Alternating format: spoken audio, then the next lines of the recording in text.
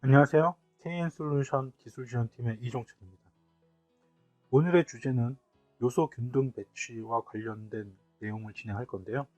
일반적으로 배열 기능이 아닌 경로 패턴을 이용한 부분과 그다음에 디바이드, 리스트 함수의 getDist 기능을 이용을 해서 균등하게 배치하는 그런 방법에 대해서 설명을 드리도록 하겠습니다.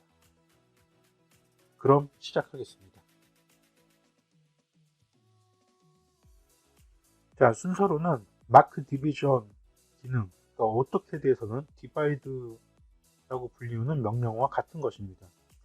마크 디비전을 이용을 해서 블럭 요소를 배치하는 방법이 있고요.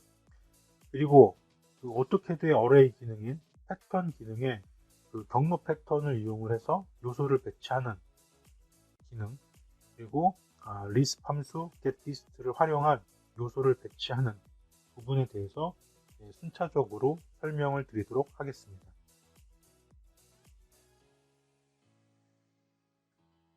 자, 먼저 오토캐드의 디바이드 기능과 같은 마크 디비전을 이용한 그 블럭 요소 배치하는 방법에 대해서 알아보도록 하겠습니다. 마크 디비전을 이용한 방법은 선, 호, 폴리라인 등의 요소의 그 분할되어지는 위치에 블록을 균등하게 배치하는 겁니다.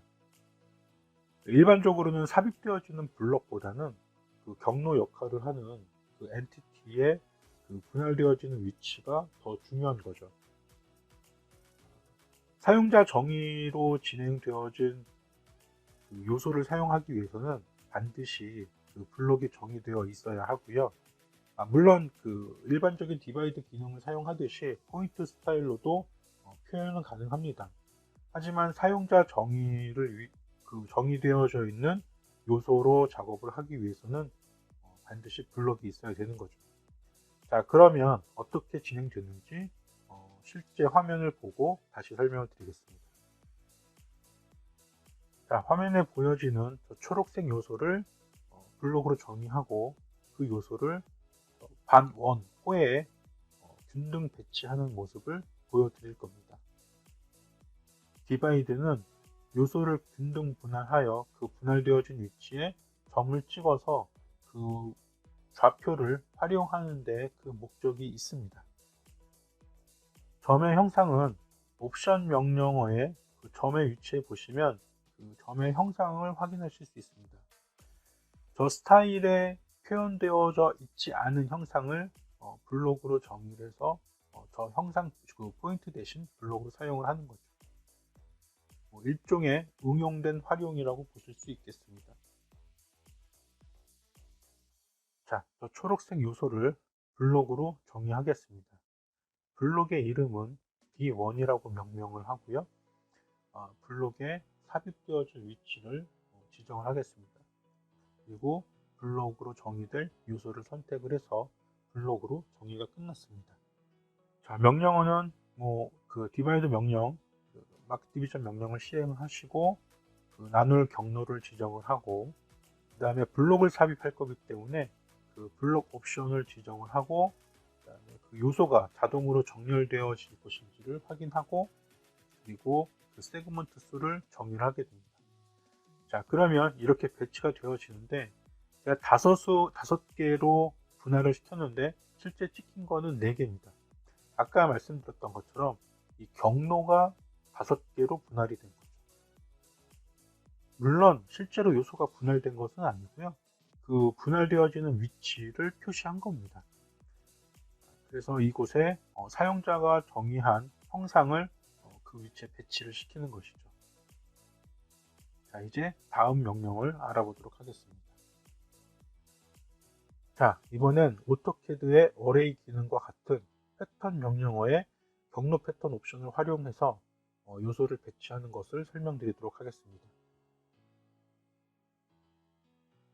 경로 패턴을 이용한 요소 배치는 선, 호, 폴리라인 등의 요소의 분할 위치에 마찬가지로 균등하게 배치를 하게 됩니다. 경로보다는 복제되어지는 요소가 더 중요합니다. 이 부분이 앞서 말한 디바이드의 기능과 큰 차이점이죠. 특징으로는 그 블럭을 포함한 모든 일반적 요소에 다 적용이 가능하고요. 표현되어지는 차이는 디바이더와 약간의 차이가 있습니다. 실제 시연 과정을 보시면서 설명드리겠습니다. 자, 이번에는 저 노란색의 일반적 요소를 마찬가지로 반원의 호에 균등 배치를 시켜보도록 하겠습니다. 자, 패턴 명령이 실행이 되면 그 원형, 선형, 경로 옵션이 있습니다. 그 중에 경로 옵션에서 패턴할 요소를 지정을 하고요.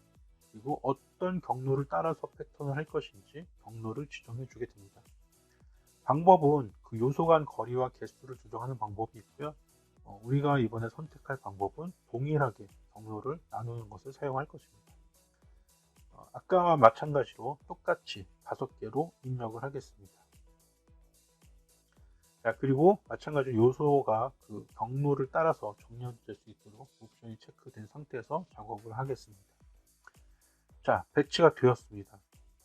아까 디바이드와 사용되었던 모습과는 조금 다른 형태로 배치가 된 것을 확인하실 수가 있습니다. 디바이드 명령을 줬을 때와 비교를 해보도록 하겠습니다.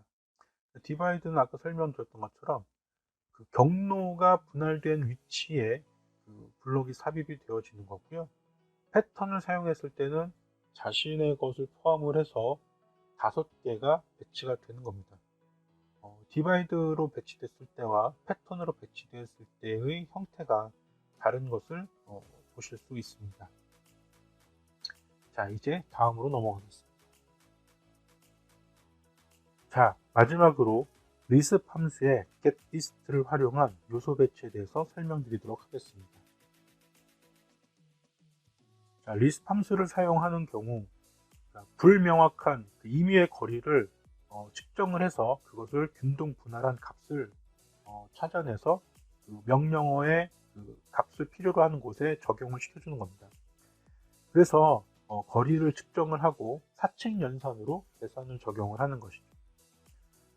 이 기능의 특징은 명령어와 관계없이 그 계산값이 필요한 그 옵션으로 적용해줘야 되는 그런 명령어가 있을 때에는 모두 적용이 가능합니다.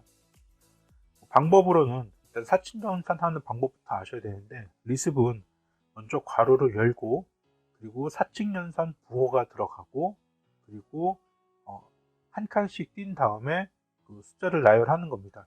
그래서 예시를 보면 가로 열고 나누기 한 칸 띄고 A, 한 칸 띄고 B, 그리고 가로 닫고, 자, 이렇게 사용을 하시게 되면 A 나누기 B가 되는 겁니다. getDist는 두 포인트의 직선 거리를 측정해서 그 값을 가지고 있는 겁니다.